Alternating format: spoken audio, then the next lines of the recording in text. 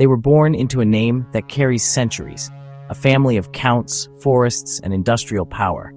Yet the story of Carl Douglas and Eric Douglas is less about aristocratic titles and more about modern capital, long-term ownership, and quiet control. This is the story of two brothers who inherited one of Sweden's most influential investment empires and chose to preserve, professionalize, and expand it, not through hype, but through disciplined stewardship. Carl Frederick Wilhelm Archibald Douglas and his younger brother Eric Gustaf Philip James Douglas grew up at the intersection of heritage and industry. Their father, Gustaf Douglas, was one of Sweden's most respected industrial investors, a man known for patience, control, and a belief that real value is built over decades, not quarters. Through him, the Douglas name became deeply embedded in companies that touch everyday life: global lock systems, security services, industrial technology, and recycling infrastructure. Carl Douglas, born in the mid-1960s, emerged as the more publicly visible steward of the family's business interests. His career has been defined not by entrepreneurship in the traditional sense, but by governance. Carl has held senior board positions across the family's industrial and investment companies, most notably at Investment AB Latour, the publicly listed investment firm at the heart of the Douglas empire. He has also served in leadership roles at major operating companies, including global lock and access giant ASSA ABLOY. Carl's professional identity is that of an owner-director, someone who represents long-term capital rather than short-term market interests. In boardrooms, his role is not operational micromanagement, but strategic continuity, ensuring that management teams are aligned with long-term ownership goals. His presence reflects a philosophy that has guided the Douglas family for decades: active ownership paired with professional management.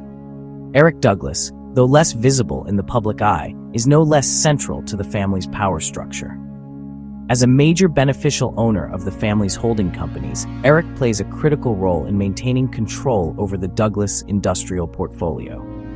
His influence is reflected not in headlines, but in ownership registries, governance structures, and voting power. Together, Carl and Eric represent the second generation of the Douglas family's modern investment era. They are custodians of a system designed to preserve control while allowing businesses to grow independently.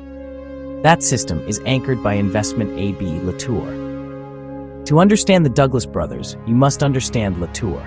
Founded in the 1980s and shaped by Gustaf Douglas into a uniquely Scandinavian investment platform, Latour operates as both a holding company and an industrial owner. It combines wholly owned operating companies with strategic minority stakes in global industry leaders.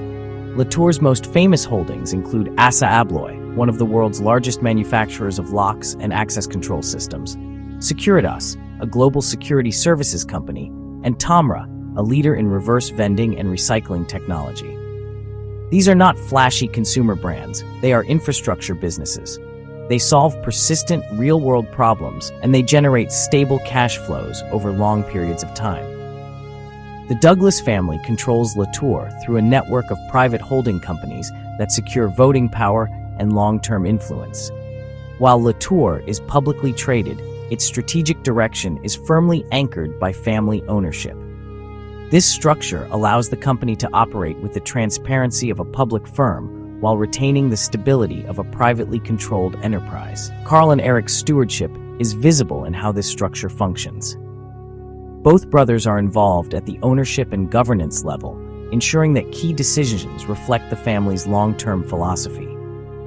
In corporate governance terms, they are classified as owner representatives rather than independent directors, a technical designation that underscores their role as stewards of capital rather than outside overseers. This governance model has practical consequences. Companies backed by Latour are not forced into short-term decisions to satisfy quarterly earnings pressures. Instead, they are encouraged to invest in research, expansion, and operational excellence. Over time, this approach has allowed businesses like ASSA ABLOY and Tomra to scale globally while maintaining strong margins and resilient business models. The philosophy guiding Carl and Eric Douglas did not originate with them. It was inherited. Gustaf Douglas built his fortune by focusing on industrial companies with defensible positions, disciplined management, and global potential. He avoided speculative investments and instead doubled down on ownership, control, and patience. That mindset now defines the brothers' role in the family empire. But inheritance alone does not guarantee continuity. When Gustaf Douglas passed away in 2023, the family faced a defining moment. Leadership had to transition smoothly, ownership structures needed to remain stable, and investor confidence had to be preserved. Carl and Eric stepped into that moment not as disruptors, but as continuers, reinforcing the very principles that had built the empire. Their challenge is subtle but significant: how to modernize without destabilizing. As markets evolve and expectations around sustainability, transparency, and governance increase, the Douglas brothers must ensure that family control remains compatible with global standards. This requires careful balancing, maintaining influence while empowering professional management teams. Critics of family-controlled companies often argue that concentrated ownership can limit accountability or slow adaptation. Supporters counter that it prevents destructive short-termism and preserves industrial value. Carl and Eric Douglas operate directly within this tension. Their task is not simply to protect control, but to ensure that control enhances performance. Latour's structure reflects this balance. The company is divided between a private industrial portfolio and a listed investment portfolio. This dual model allows Latour to own and operate industrial businesses outright while maintaining strategic stakes in publicly traded companies.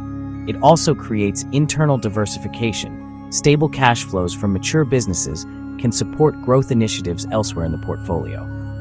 For Carl and Eric, this structure is not theoretical.